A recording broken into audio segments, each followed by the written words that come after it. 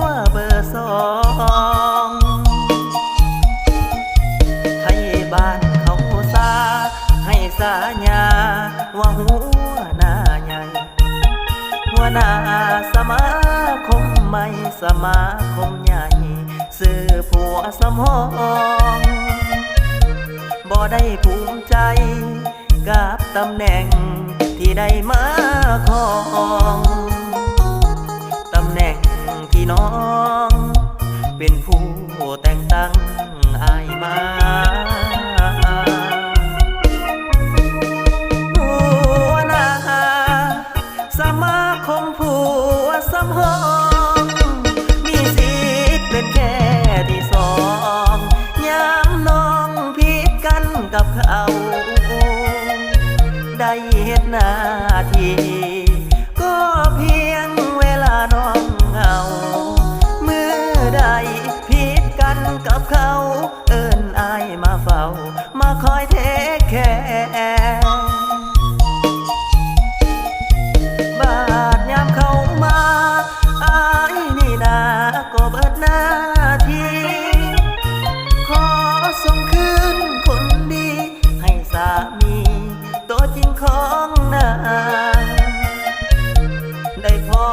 สำนีบ่มีสิทธิ์ได้เอียงข้างบ่ได้เป็นตัวจริงของนางเป็นผัวแก้มทางสำนีน้อง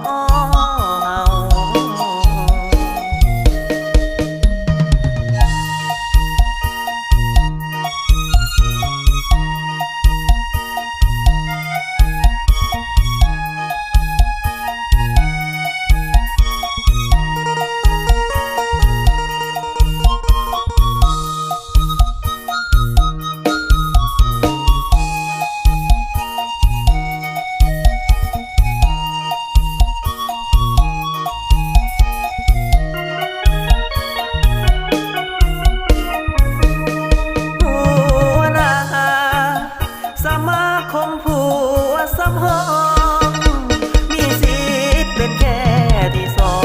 งยามน้องผิดกันกับเขาได้เฮ็ดหน้าที่ก็เพียงเวลาน้องเหงาเมื่อใดผิดกันกับเขาเอิ้นอายมาเฝ้ามาคอยเทคแคร์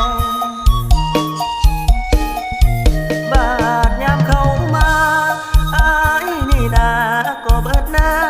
ที่ขอส่งคืนคนดีให้สามีตัวจริงของนางได้พอสำนีบ่มีสิทธิ์ได้เอียงข้างบ่ได้เป็นตัวจริงของนางเป็นผัวแก้มทางสำนี